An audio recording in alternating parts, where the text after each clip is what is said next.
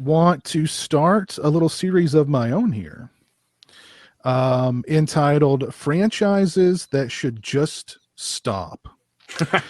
And for the inaugural episode of Franchises That Should Just Stop, it pains me to say this because the Texas Chainsaw Massacre is one of my all-time favorite horror films. I think it's the Citizen Kane of horror, but that series really, really should not have progressed past 2, maybe. Some people would say 1. Really, you didn't need a sequel, period. But I think part 2 was the perfect sequel. Don't get me wrong, I like 3. 4 is fun to kind of, Is that Next Generation? Is that 4? That's Next Generation. I love that one. The remake is surprisingly good, or it was. I don't think it's aged well. But beyond that, it's just not been good. The Leatherface movie they made was just really bad. If what they're saying about the test screenings for this new Chainsaw movie are true, this is going to be possibly worse than the Leatherface movie. So just let Texas Chainsaw Massacre die with some dignity. Even if this is a great movie and it makes a lot of money, what more just let Leatherface go. Isn't this like the 5th timeline reboot of it too? It's like, I believe pretty much, yeah. Because if you look at it, 1 and 2 kind of told the same story, but they were like in different universes though. 3 is its own thing. 4 is its own thing. The remake is its own thing, but then the beginning is a prequel to the remake. Texas Chainsaw 3D is supposed to be a direct sequel to the first, but really it's its own thing.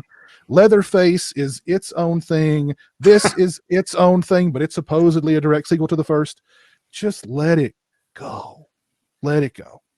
I love the original. Like I said, if it's not my favorite horror movie, it's right up there. I think it's one of the most influential horror films ever made. I think it's brilliant from start to finish. But for God's sake, look how far it's fallen. I just listen. I could have done the inaugural episode on the Hellraiser series because look where the Hellraiser series has gone. I could have talked about a number of other ones. I wanted to start with Chainsaw because I love Chainsaw so much, but just let it go. Let it go. You struck out years ago. You're on like strike 5 now. Just let it go. How many stories can you tell about the same family? And basically they're telling the same story over and over and over again. Once you get past 2, it's the same story over and over again. You've got people driving around, they get lost, they come upon this cannibal family, chainsaw, vroom vroom, people get eaten, except in part 4, they're eating pizza. And then keep in mind all the movies that have remade the Chainsaw Massacre, right? Or with the same plot. So it's like we've seen about 100 million of these movies already. That was rejects. No, House of a Thousand Corpses is pretty much. Yeah. I think it's already been milked to death. There's no milk left in those teats. Leave them alone. Leave them alone. Well, and one thing I'd like to say, Piers, is that I think that one of the things is that they've drug it out way too long. Every movie is its own thing, kind of minus sort of 2. But it's the fact that I think we can all remember the first time, way before there was 3, because when I saw them, there were only 2 movies. But the shock of seeing the first one, I don't think you can tap into my psyche like that anymore. Mm-hmm. And then the kind of weird mixture of shock and disgust, and at the same time thinking it was funny, and I felt dirty of the feeling that I got when I watched number 2. But you can't tap into that feeling anymore. It's done. Well, you were 8 years old, Monty. So this is true. This is true. This is right, Kevin. I'm a 40-year-old man now. But I mean, I was a teen. How old was I when I first saw the Texas? I was a teenager when I first saw it. It had that effect on me. So me too. I was like 17 when I saw it. I was 7 when I saw the original one. Yeah, I think I was 13. What I find interesting as being an older horror fan is seeing the revisionism of Texas Chainsaw Massacre 2, because that movie, while there were fans of it, it was not very well liked by a lot of people. But then after all the other horrible sequels came out, 2 looked better in comparison. I was one of those guys because I love Texas Chainsaw Massacre. When I first saw Texas Chainsaw 2 when I was a kid, I hated it. I was like, why is this funny? I mean, why are they trying to make this funny? Now I adore that film now, but yeah, that was probably my most hated horror film at one point. I just did it. I was like, what am I watching? This is ridiculous. I hate 3D. And I like 3. I think 3's very, it's very messy, but there's a lot of fun stuff in it. I like Viggo Mortensen. My favorite character in it is the guy that the gas station who's cutting the, he's like the one disposing of the bodies. He's like pulling a head out of a bag and going, "You used to be pretty. You ain't pretty no more." And then he kisses it and throws it in the thing. I mean, that's my favorite character in that movie. I love him. Well, one of the big problems with part 2 though is that on video, it was all pulled out from its widescreen format. So you saw where the set ended and the studio began. You saw the boom mics. You saw like when she was waving the chainsaw at the end. You saw the freeway traffic behind her driving around. Like, it looked horrible. When they cleaned it up for the DVD and Blu-ray, it looked better. Yeah, I remember watching it on VHS for the first time, and yeah, I still liked it. 2, I just still remember. I think the thing that always stuck out to me in 2, not only the Lefty scene when I was 7, but the perversion in 2, yeah, really freaked me out as a kid, because I didn't even really register like what was going on, and I'm like, why is he like humping the chainsaw and he's shaking? What does this mean? And in the head over the bucket, and he's slobbing, licking the hanger. You just can't. You can't tap into that anymore. You just can't. I think the real problem with continuing the Chainsaw movies is a misunderstanding what that first film is. It is a slasher film, but it's a Southern Gothic first and foremost, and a Southern Gothic of the 1970s in particular. It has a very specific time and place and feel. And they kept trying to make it after the second film, which is just a broad satire of Reagan's America. From 3 onward, with 3 being the actually worst example of this, they tried to turn it into a traditional slasher series. And it doesn't work. It never works. There's films we like more or less. Like, I think the remake is a pretty good slasher film, but it's not a Southern Gothic to any real extent. And that's where the first film always stands apart from the rest. I actually like what they did with Texas Chainsaw 3D quite a lot, because at least there was some attempt to tell a different story within the framework of the franchise. Listen, another pass on the screenplay would have been great. I'm not gonna die on this hill, but I think the only way, if they really want to make another great Texas Chainsaw Massacre, and Hollywood doesn't, so don't take this advice, is they got to go back to the root. They got to figure out how to make us feel like we're in that hot Texas sun in the middle of August, looking for our dead great-grandparents' grave, coming across a house on the other side of the overgrown pasture. All that stuff is just gone from the sequels, and they just become, okay, Leatherface and his family are going to chase you with a chainsaw. Yeah. Yeah. And to be honest, when you watch the first movie, Leatherface is the one that I feared the least. I'm more afraid of the hitchhiker slashing my back while I'm running down the road.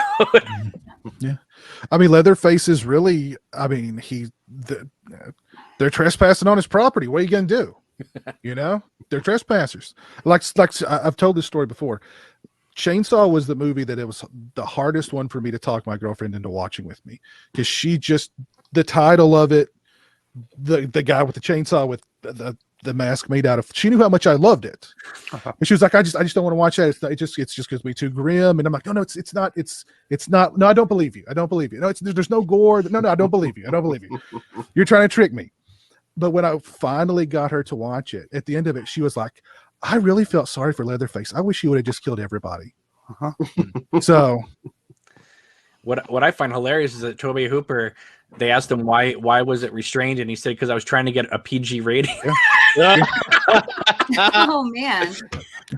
There were rougher films than Texas Chainsaw that got a PG rating back then. So, And I think too, a lot of the things we remember about it, particularly those first two films, is just the craziness of the performances. I mean, just the wild things the cook is doing. You know what I mean? And he's like, I can't, and he's going from like kind of sort of nice to kind of insane, and the hitchhiker is just insane, and the guy in the wheelchair who I was happy when he got killed. What's his name?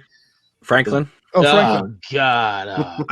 I remember though seeing the VHS cover and like hearing the title, and I brought it home for the slumber party, my birthday slumber party when I was in elementary school, and you put it on, and it's like, what is this hitchhiker in the back of a van? Like you don't hear about that, right? So you're caught off guard by all that, and it's so real, and it just seems so like something that would really happen. That you're put off. Before you even get to Leatherface, you're already uneasy. And also, there's the fact that the families so easily mirror each other. How you feel about Franklin? He is the Leatherface of that family. Right, it's true. Yeah. What is after the first murder that Leatherface commits? He whines and cries and pouts, which is what Franklin's doing the whole movie. There is a real weird synergy between the two families, and a suggestion that there's not that much difference. It's like one meat plant closes and your family can be the Sawyer family. Right. Are you suggesting that the Texas Chainsaw Massacre is a modern telling of the Hatfields and McCoys? No. No, I just think there's look, mirroring is a strong literary tool that goes back for a couple thousand years. I'm just making a joke. But I think no. But the thing is, you know what? People don't in the genre in particular, and in this film specifically, people do not recognize the great writing that really was there. And it was a different time. You couldn't actually. It was easier to be a great storyteller, I believe, in past decades than it is today, because I think the zeitgeist is in a very vapid place today. I think even young people making a film at college level were doing deeper work because it was a deeper time. I think what's great is that when you get it on Blu-ray, and probably when you get it on 4K eventually, you don't realize, because you just grew up watching on VHS, how absolutely beautiful the Texas Chainsaw Massacre is. The ending, I mean, yes, obviously what's happening on screen is vicious, but that sunset behind Leatherface when he's dancing is gorgeous on Blu-ray.